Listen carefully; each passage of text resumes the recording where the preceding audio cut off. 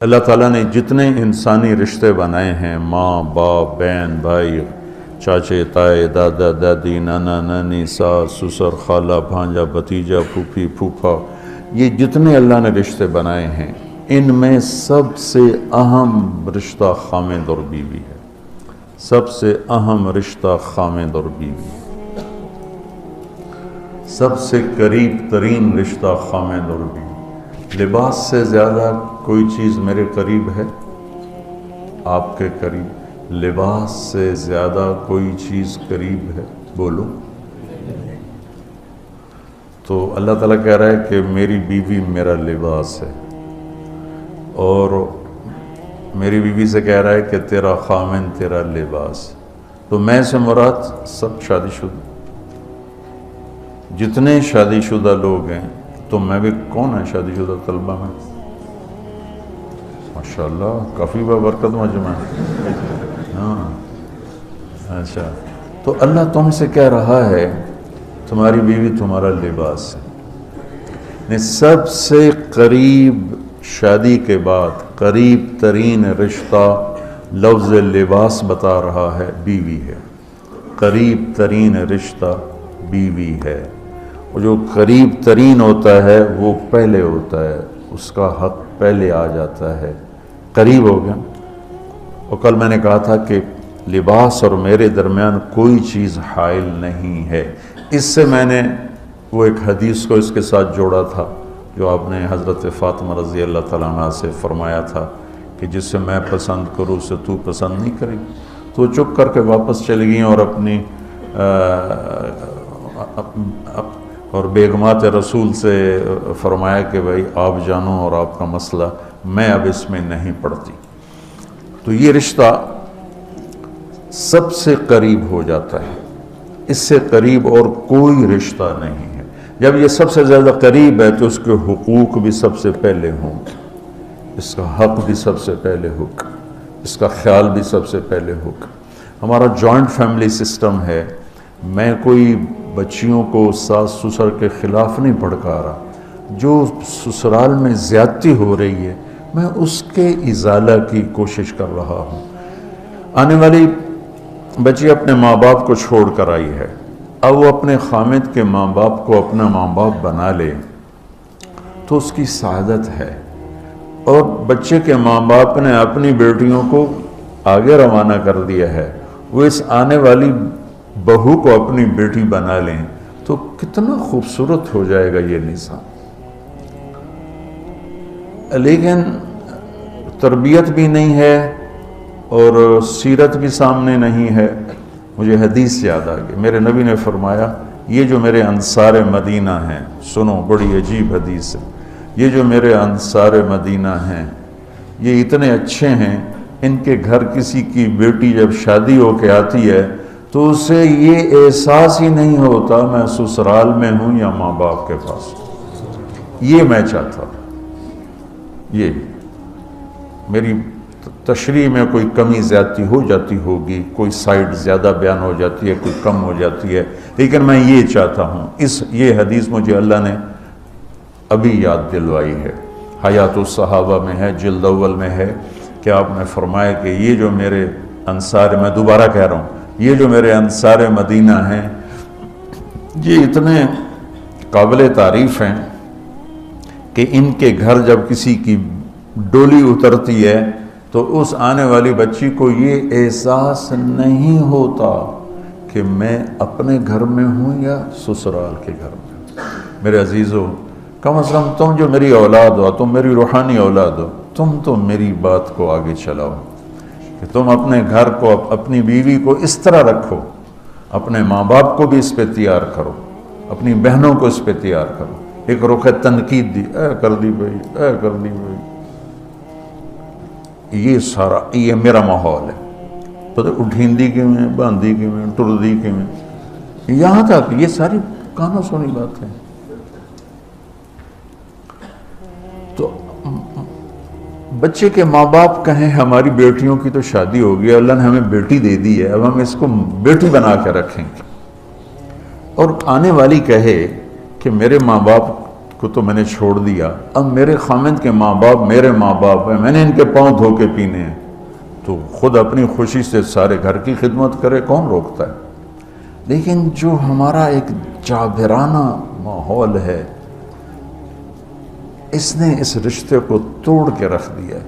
یہ جو آنے والی لڑکی ہے، اس کے ذمہ ہے نسل تیار کرنا، نسل۔ میری بہو سے میری نسل چلے گی اور میں اسی پر جوتا اٹھا کے کھڑا ہوں، کتنی بڑی زیادتی۔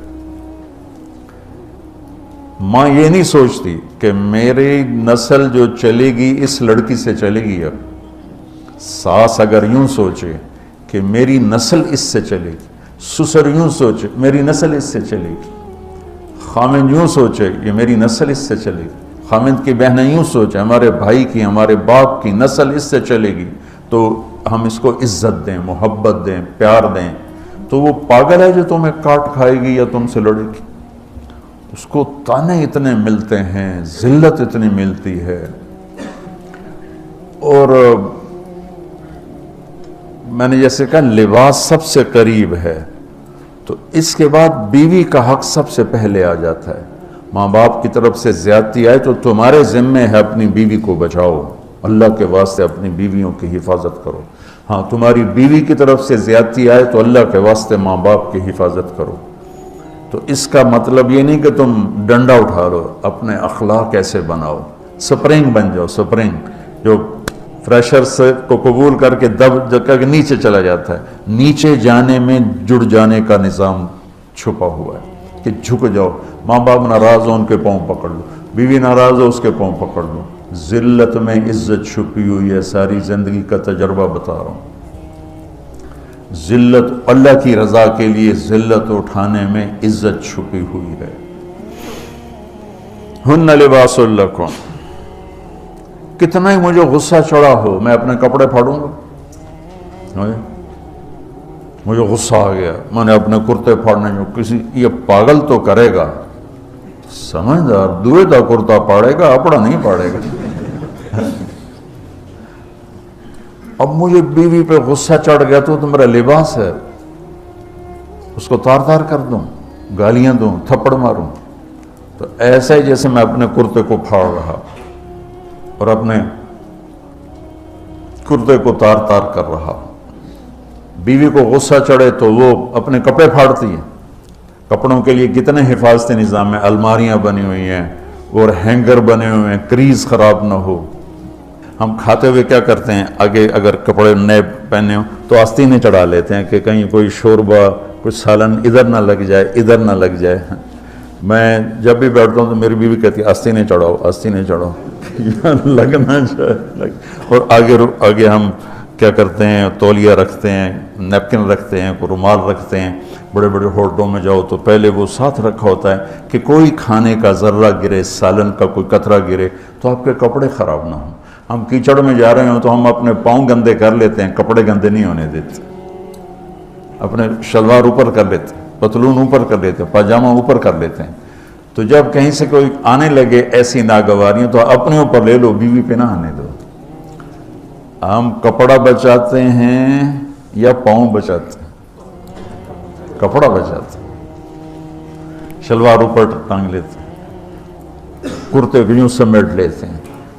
تو جتنا کیچڑ ہے حالات کا، واقعات کا، اخلاق کا، وہ کیچڑ اپنے اوپر لے لو، بیوی کو بچا لو۔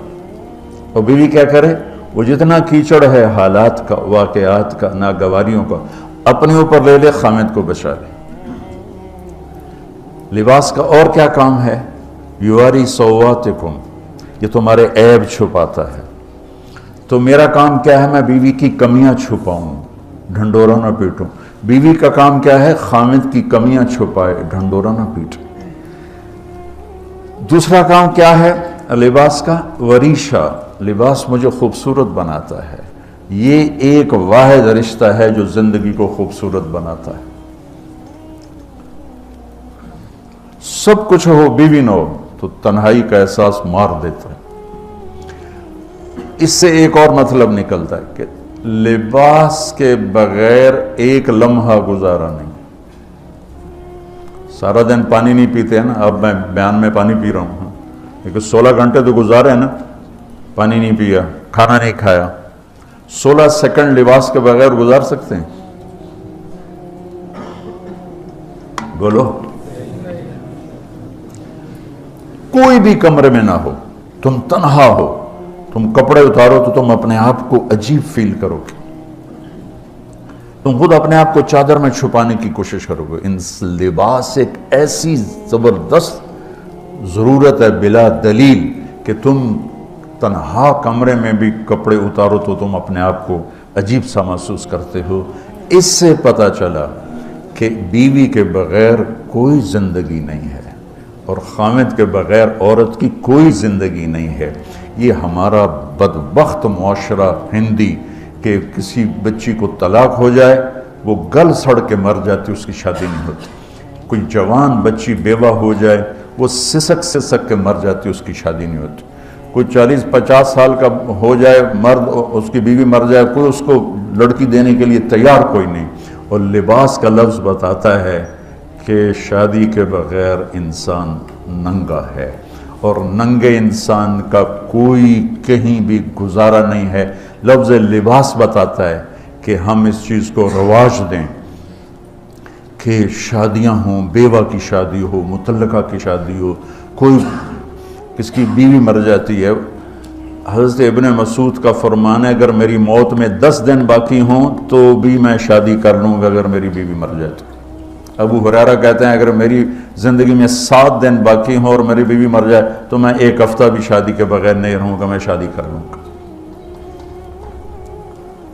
تو ہم ایک ہندی معاشرے سے متاثر ہیں جہاں بیوہ کی کوئی سنوائی نہیں، مطلقہ کی کوئی سنوائی نہیں، اور کوئی جوان بھی 2-4 بچے ہیں اور بیوی مر جائے تو اس کی کوئی شادی نہیں ہے، وہ سسک کے وہ بلک کے زندگی گزارتے ہیں۔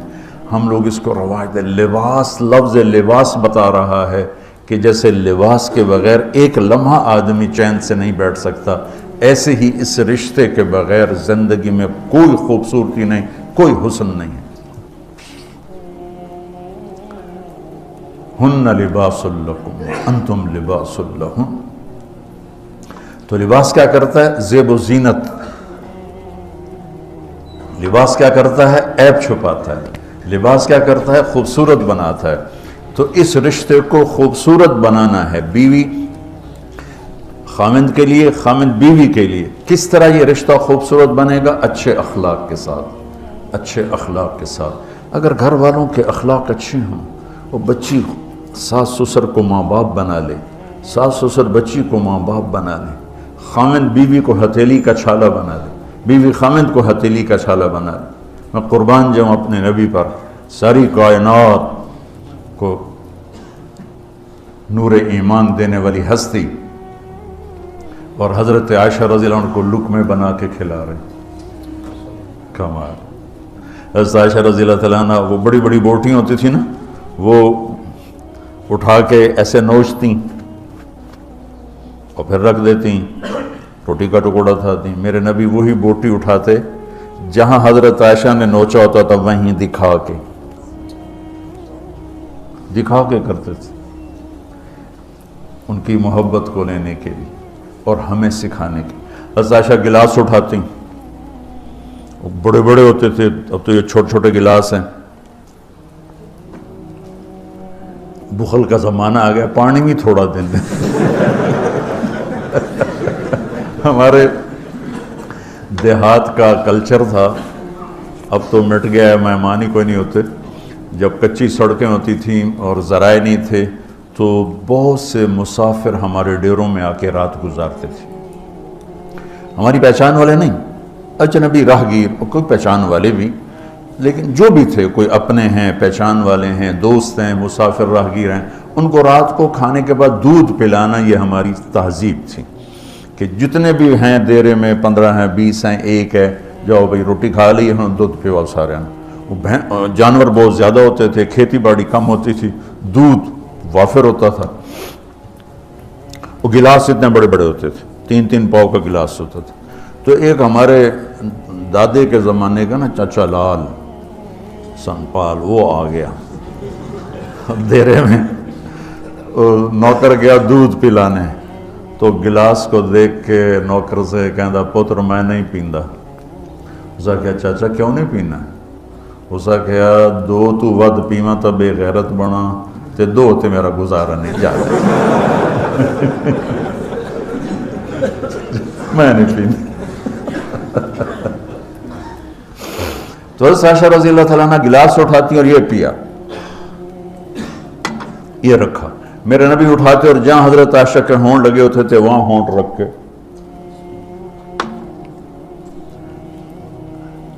یہ زندگی سکھائی ہے. یا عائشو، کیا محبت سے بولا عائشہ نے، یا عائشو، یہ عاشقانہ انداز ہے، محبوبانہ انداز ہے. یا حمیراء، عائشہ او دوڑ لگائیں. عائشہ مجھے پتہ چل جاتا جب تو میرے اوپر ناراض ہوتی ہے.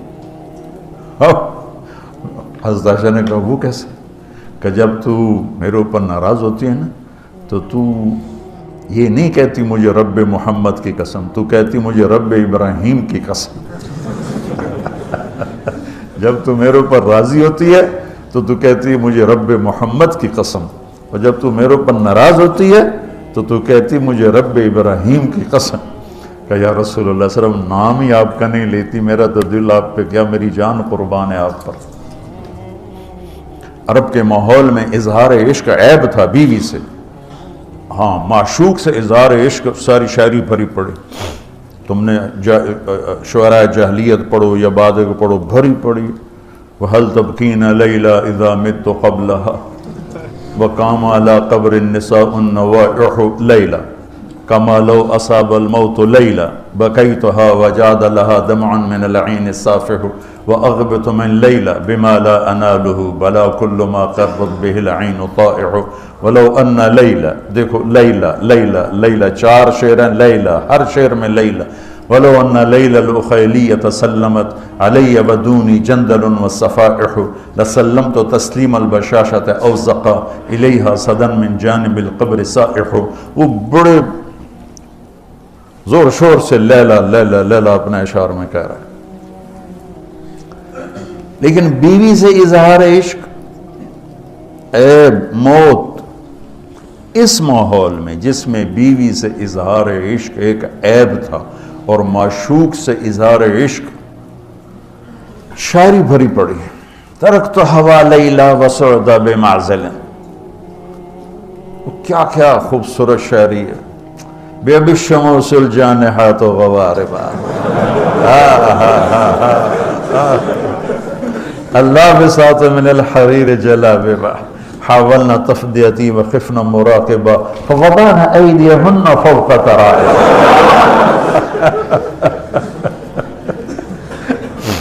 عرب کی شاعری بھری پڑی ہے عشق و معشوقی سے. اس ماحول میں میرے نبی سے ایک شخص کہتا ہے یا رسول اللہ من احب الناس الیک، آپ کو سب سے زیادہ کس سے پیار ہے؟ بھری محفل ہے، مسجد الگ نہیں یوں کر کے پوچھ رہا ہوں. بھری محفل میں آپ سب سے زیادہ کس سے پیار کرتے ہیں؟ تو آپ نے زور سے کہا عائشہ سے.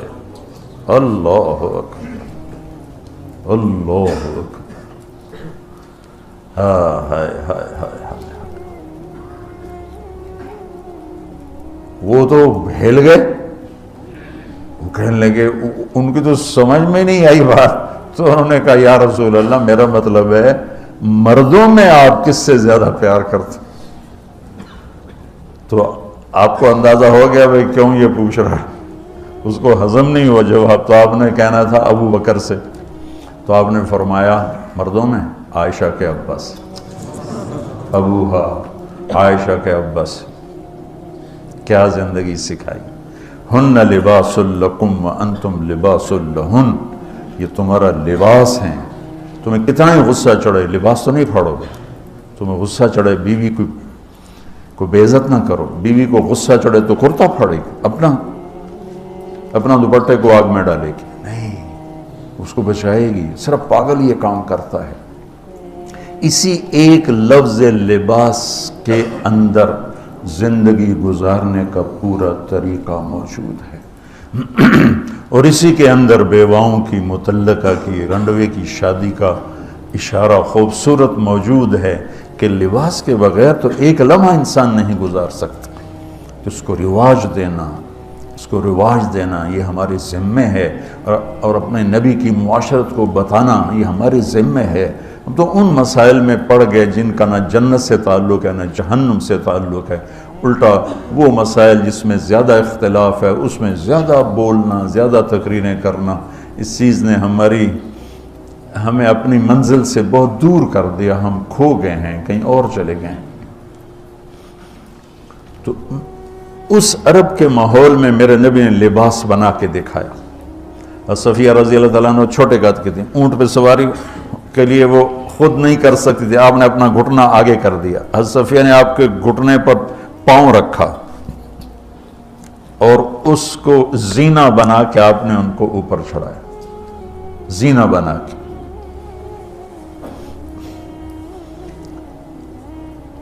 جہاد کے سفر سے واپسی ہو رہی ہے. سب صحابہ سے کہا آگے نکل جاؤ. سب آگے نکل گئے، اتنا نکلے کہ غائب ہو گئے، نظر نہیں آ رہے. تو آپ نے کہا عائشہ دوڑ لگائیں. اللہ، عائشہ دوڑ لگائیں. ہم نے کہا لگائیں. تو حضرت عائشہ فرماتی ہیں میں نے دوڑ لگائی، میں آگے نکل گئی، آپ پیچھے رہ گئے. کچھ سال گزر گئے، جہاد کے سفر سے واپسی ہو رہی، آپ نے کہا عائشہ دوڑ لگائیں. میں نے کہا جی لگائیں. ہم کہا چلو بھائی آگے چلے جاؤ. سب آگے چلے گئے، غائب ہو گئے. تو کہنے لگے میں نے دوڑ لگائی، میں موٹی ہو گئی تھی، میں پیچھے رہ گئی، آپ آگے نکل گئے. تو آپ نے کہا حاضی بتلک، اب ہمارا تیرا حساب برابر ہو گیا.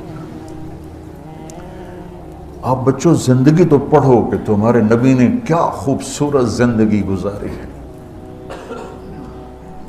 ایک صحابی کہتے ہیں دائم الفکرہ متواصل الاحزان، کیسے تھے ہمارے نبی؟ تو وہ جواب دیتے ہیں بڑے غمگین، بڑے فکر مند. ٹھیک ہو؟ یہی سوال ایک شخص حضرت عائشہ سے کرتا ہے کیسے تھے ہمارے نبی؟ کہتی ہیں کان ضحاکن بسامن، بڑے ہنسنے والے، بڑے مسکرانے والے. ایک کہہ رہا ہے بڑے غمگین، بڑے فکر والے. ایک کہہ رہی ہیں بڑے ہنسنے والے، بڑے مسکرانے والے. یہ فرق کیوں ہے؟ ایک نے دیکھا ہے مسجد کے ماحول میں، وہاں نبوت کی ذمہ داری مقدم ہے اور اس کا احساس آپ پر وزن ڈال رہا ہے. اما عائشہ نے دیکھا مسکراتا ہنستا کہاں؟ گھر میں آپ مسکرانے والے ہیں، آپ ہنسنے والے ہیں، اور نبوت کی ذمہ داری ہے، درد بھی ہے، لیکن اس کو اندر چھپا لیا ہے. اب بیگم کو ہنس کے دکھا رہے ہیں، خوش ہو کے دکھا رہے ہیں، اور ان کے ساتھ لاڈ کر رہے ہیں، ان کے ساتھ پیار کر رہے ہیں. وہ جو حدیث ام زرع ہے شمائل ترمذی کی، کتنی لمبی چوڑی وہ لایانی کہانی، اور آپ نے بیٹھ کے ساری سنی. آج کا تو کوئی بزرگ ہو تو کہتا ہو تو کیا لایانی شروع کر دی، اتنی دیر میں تو ذکر ہو سکتا تھا. بیوی کے ساتھ لایانی بھی عبادت، وہ لایانی تو ہوتی نہیں بیوی کے ساتھ. جہاد کا سفر ہے، جہاد کا، اور سفر کے لیے تیاری کا اعلان اور کوچ کا اعلان. حضرت عائشہ اونٹنی پہ بیٹھی، گلے میں دیکھا ہار کوئی نہیں. کہا یا رسول اللہ میں تو نہیں جاؤں گی، میرا ہار گم ہو گیا، میرا ہار پہلے ڈھونڈوائیں. سارے لشکر کو ہار پہ لگا دیا. آپ کہتے تیرا دماغ خراب، میں جہاد میں تیرے لاڈ اٹھاؤں اور تیرے ہار کے پیچھے میں سفر کینسل کروں؟ چلو چلو. آپ نے کہا چلو بھائی عائشہ کا ہار ڈھونڈو. سارے ہار ڈھونڈنے میں لگ گئے، سارے. یہ میں کہاں سے میں فرضی کس سے بیان کر رہا ہوں؟ گھڑ گھڑ کے بیان کر رہا ہوں. تمہیں اپنے حبیب کی سیرت سے اٹھا کے دے رہا ہوں. کوئی آپ کسی سیر پہ نہیں نکلے تھے کہ کوئی بات نہیں سفر کینسل کرو. جہاد کا سفر ہے اور آپ کہہ رہے ہیں عائشہ کا ہار ڈھونڈو. آپ دیکھ رہے تھے کہ آگے عورتوں کے ساتھ کتنے کتنے ظلم ہوں گے. تم کو بھی سنو ان کی چیخیں اور آہیں جو میں سنتا ہوں تمہارے کلیجے پھٹ جائیں کہ کس قدر ظلم ہے. اور تمہیں عجیب بات بتاؤں، یورپ میں نظر آتا ہے عورت بڑی آزاد ہے، یورپ کی عورت پر یہاں سے بھی زیادہ ظلم ہوتا. دیکھنے میں وہ آزاد نظر آتی، لیکن اوف اللہ اللہ.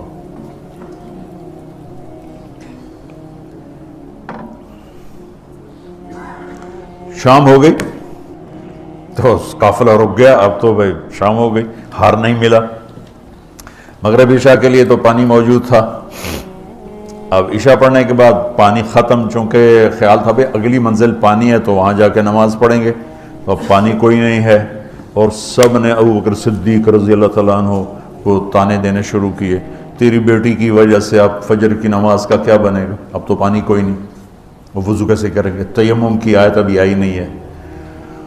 تو حضرت ابو بکر صدیق کو غصہ چڑھا، وہ گئے اللہ کے نبی کے خیمے میں، وہ تو باب تھے، تو آگے اللہ کے نبی حضرت عائشہ کی گود میں سر رکھے سو رہے تھے، حضرت عائشہ یوں بیٹھی ہوئی تھی، تو اب کیا کریں، وہ سوئے ہوئے ہیں تو بول تو سکتے نہیں، تب وہ چہرے سے ان کو ڈانٹ رہے ہیں،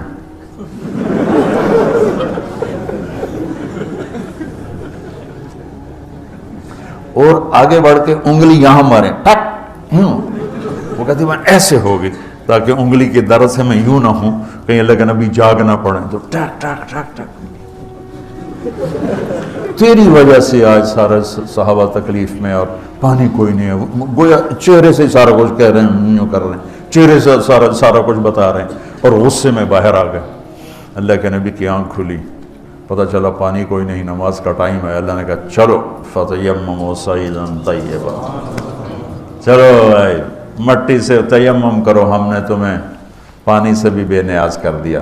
تو پھر سعد بن عبادہ کہنے گئے ابو بکر تیرے گھرانے کی یہ پہلی برکت تھوڑی ہے، اور بھی بڑی برکتیں پہلے ملی ہیں، پہلے سب ناراض ہو رہے تھے، پھر سارے خوش ہو گئے کہ یہ کیا مل گیا، اللہ نے ہمیں تیمم دے، کسی امت کو تیمم نہیں ملا۔ دیکھو نا، یوں کر کے کر لو، اس سے کوئی پاک ہوتا ہے، اور پھر یوں ایسے کر لو، چلو بھائی غسل سے بھی فراغت ہو گئی، پانی کوئی نہیں ہے تو ہمیں غسل کی ضرورت پڑ گئی ہے، تو اتنا ہی کام ہے، ضربتان۔ حضرت عمار بن یاسر نیا تیمم کا حکم آیا تھا، پتہ تھا نہیں کیسے کرنا ہے، تو وہ سفر میں تھے تو ان کو ضرورت پڑ گئی نہانے کی، ان کا اب وضو کے لیے تو تیمم ہے بھائی، یوں کر لو، لیکن نہانے کے لیے تو تیمم کیسے کروں گا، تو سارے کپڑے اتار کے ریت پہ کبھی یوں لو، کبھی یوں ہو رہے، کبھی یوں ہو رہے، چھ بھی بڑے لمبے چوڑے، عمار بن یاسر آ کر کہنے لگے یا رسول اللہ آج میں نے یوں تیمم کیا، آپ نے انما یکفی کا ضربتان، ارے وہاں بھی تو یہ دو ضربیں ہی کافی تھیں، یہ اور یہ۔ تو نماز پڑھی گئی، حضرت عائشہ نے کہا یا رسول اللہ ٹھیک ہے، ہار نہیں ملتا، چلیں۔ جب میرے نبی سے اما عائشہ نے کہا چلیں، تب آپ نے کہا چلو۔ وہ جب اونٹنی کو اٹھایا تو ہار اس کے نیچے گرا پڑا، وہ دھاگا ٹوٹا اور پھسل کے نیچے چلا گیا، وہ سارے ادھر ادھر ڈھونڈتے رہے، اونٹ کو کسی نے اٹھایا نہیں۔ اللہ نے تیمم کی رخصت دینی تھی، اور ایک ہمیں خوبصورت زندگی کا درس دینا تھا کہ اتنے بڑے سفر میں بھی بیوی کے لاڈ کو مقدم کیا، ضرورت کو نہیں۔ ہار ضرورت ہے، بولو بولو، اس لیے کہلوانا چاہتا ہوں کہ تمہیں مشکل سبق بتا رہا ہوں، یہ یہاں کرسی پہ بیٹھ کے بتانا بہت آسان ہے، جب ناگواری آتی ہے پھر پتہ چلتا ہے کہ اب اپنے آپ کو سنبھالنا کیسے۔ اگر ناگواریوں کو سہنا سیکھ جاؤ گے تو تمہارا گھر جنت بن جائے گا، اگر ناگواریوں کو اگلنا شروع کرو گے تو تم اپنے گھر کو جہنم بنا لو۔ یاد رکھنا، شکل صورت چند دن، روپیہ پیسہ ایک دن بھی نہیں، کپڑے زیور گاڑیاں چند دن، اور اخلاق موت تک ساتھ دیتے۔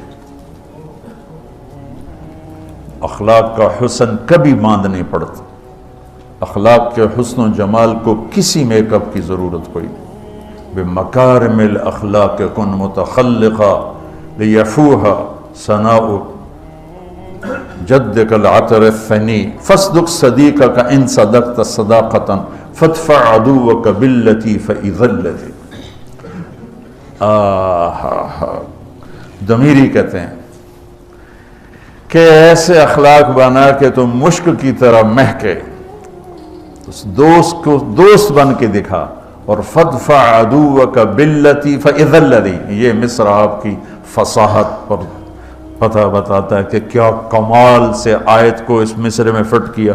فادفع عدوک باللتی فاذا الذی، ادفع باللتی ہی احسن فَإِذَا الَّذِي بَيْنَكَ وَبَيْنَهُ عَدَاوَةٌ كَأَنَّهُ وَلِيٌّ فَادْفَعْ عَدُوَّكَ بِالَّتِي فَإِذَا الَّذِي.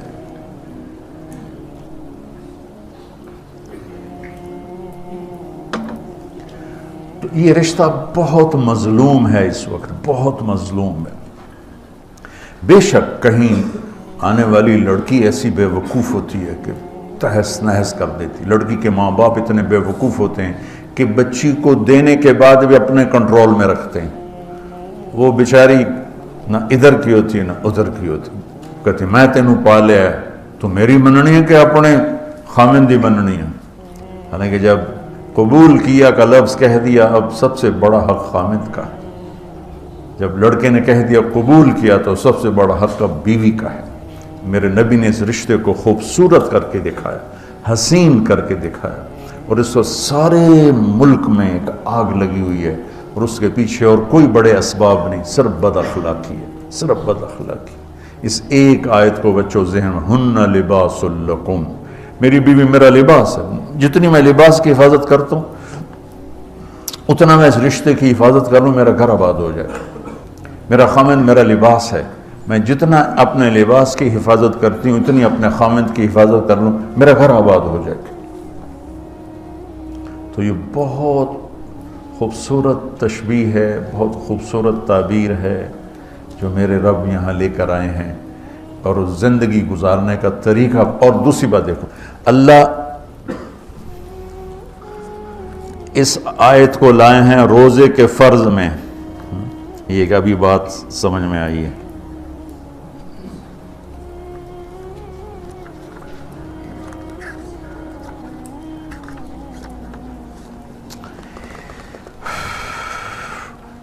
پیچھے آ رہا ہے یا الذین آمنوا کتب علیکم الصیام، روزے آ رہے ہیں، ٹھیک ہے. یہ سارا روزہ آ رہا ہے، یہ سارا روزہ آ رہا ہے. اذا سألک عبادی، اس میں دعا آ گئی. پھر احل لکم لیلۃ الصیام الرفث، یہ معاشرت آ گئی. اس کے بعد پھر اللہ تعالیٰ بتا رہا ہے کلوا واشربوا حتی یتبین لکم الخیط الابیض. فرض روزے کے درمیان معاشرت کو اللہ نے ذکر کیا ہے. فرض روزے کے اوپر بھی روزہ ہے، نیچے بھی روزہ ہے، درمیان میں معاشرت ہے. یہ ایک بات ابھی ذہن میں آئی ہے کہ ہم روزے کو جتنی اہمیت دیتے ہیں، عبادات کو ہم جتنی اہمیت دیتے ہیں، اتنی اہمیت ہم معاشرت کے احکام کو نہیں دیتے. ہم معاشرت کو سمجھتے ہیں دنیا داری ہے، میں بیوی سے ہنس رہا ہوں، کھیل رہا ہوں، میں اس کے پاس بیٹھوں، وہ میرے پاس بیٹھی ہے، ہم کوئی گھر کی بات کر رہے ہیں، ہم اسے دنیا داری سمجھتے ہیں. اور میرا رب اوپر روزہ، نیچے روزہ، اور بیچ میں لباس لکم. کیا عجیب بات نہیں؟ اوپر بھی روزہ، نیچے بھی روزہ، اور بیچ میں ہن لباس لکم وانتم لباس لہن. جیسے اوپر بھی اخلاق، نیچے بھی اخلاق، اور بیچ میں تبلیغ. خذ العفو واعرض عن الجاہلین، اور بیچ میں ہے وامر بالعرف. معاف کرنے کو مضبوط پکڑو، نیچے زیادتی کرنے والوں کو معاف کرو، اور درمیان میں دعوت کا کام کرو. دعوت کو خوبصورت بنایا اخلاق کے ساتھ، اور بندگی کو خوبصورت بنایا معاشرت کے ساتھ. کہ اوپر روزہ، نیچے روزہ، اور بیچ میں آ رہا ہے تمہاری بیوی تمہارا لباس ہے، تمہارا خامند تمہارا لباس ہے. یہ ایک خوبصورت درس ہے بچوں. اگر اس کو میں لے لوں، آپ لے لیں، جو سن رہے ہیں وہ لے لیں، ان کی زندگیاں آباد ہو جائیں.